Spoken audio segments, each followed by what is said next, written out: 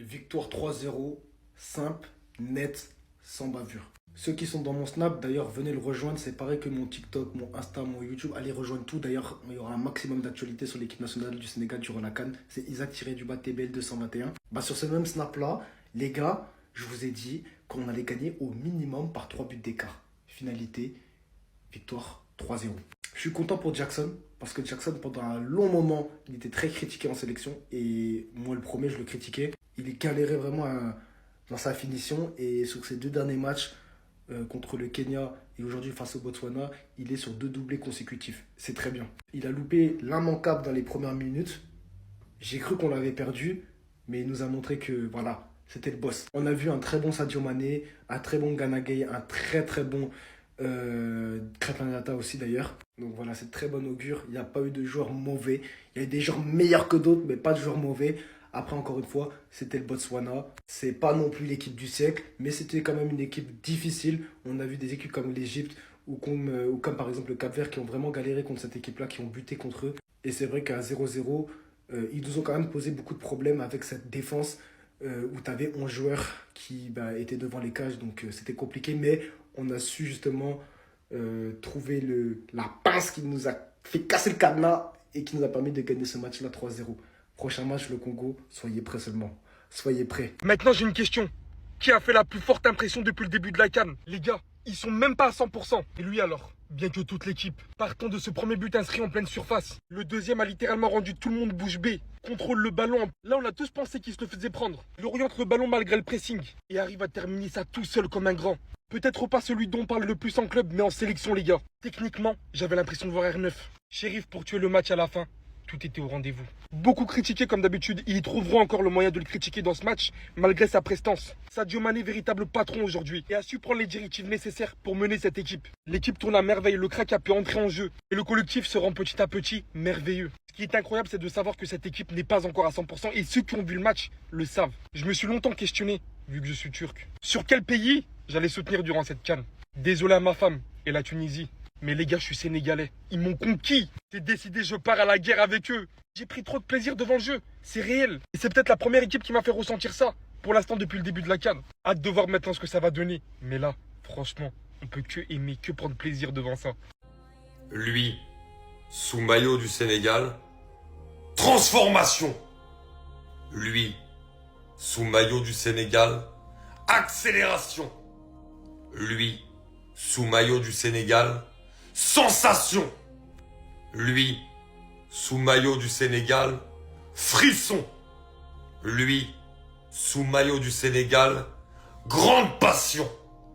Iliman Ndiaye, quand il revêtit le maillot de la sélection, c'est fort, c'est puissant, c'est extraordinaire.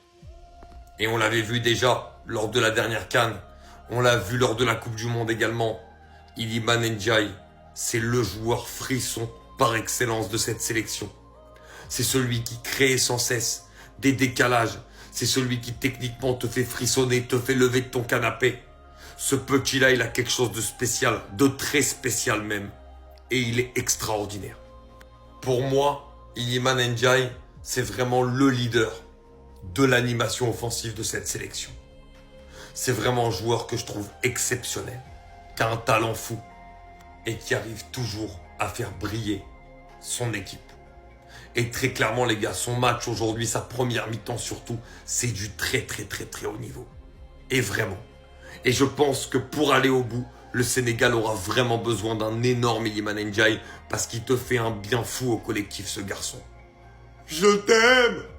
Victoire 3-0 du Sénégal. C'est plus le Sénégal, c'est le Barça les gars, c'est le Barça Prime.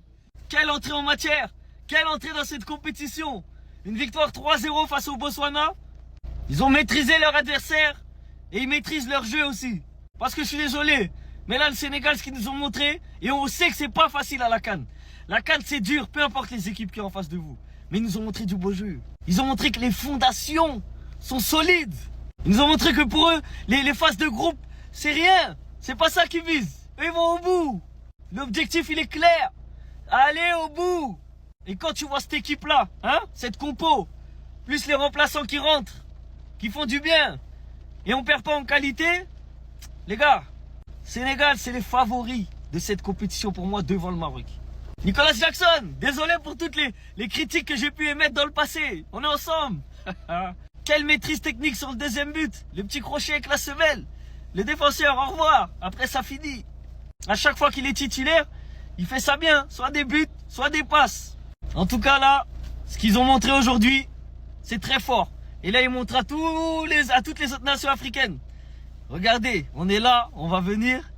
On va être là, on est là pour être méchants. On est méchants. Sénégal, rec. Nico, mon frère, j'ai toujours cru en toi. J'ai toujours su qu'au fond, t'avais cette âme de numéro 9. Oui, je peux le dire. Nico Jackson est le meilleur numéro 9 d'Afrique. Oui, et vous allez dire quoi? Est-ce que vos attaquants, ils mettent des doublés en premier match de CAN? Non.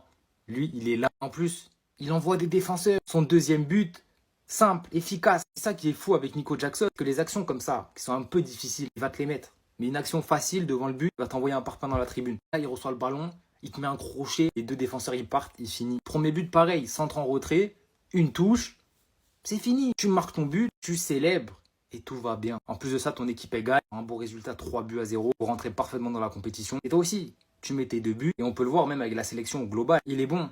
Sur ses 5 derniers matchs avec le Sénégal, il en est à 6 buts, 2 passes D, 8 de GA en 5 matchs. C'est du solide. Et c'est ça qu'on lui demande. Parce que Nico, dans le jeu, on le sait tous. Même à Chelsea, on le disait, dans le jeu, il est trop fort. Mais ce qui lui manque, c'est ce dernier geste. C'est cette âme de numéro 9, de tueur devant le but. Et si un jour il l'a, à Chelsea, il a eu une période où il avait ce truc. C'était une action, un but. Ça a été trop court. Mais si il arrive à débloquer ce truc, attention. Parce que techniquement, il a toutes les qualités. Il est trop fort. Sadio Mané, il a trop traîné avec Cristiano Ronaldo, les gars. Je le vois en CR7 de ouf, en sélection. Non. Parce qu'en fait, là, il n'y a pas que les stats qui comptent. Mais il n'a pas réussi à marquer contre le Botswana.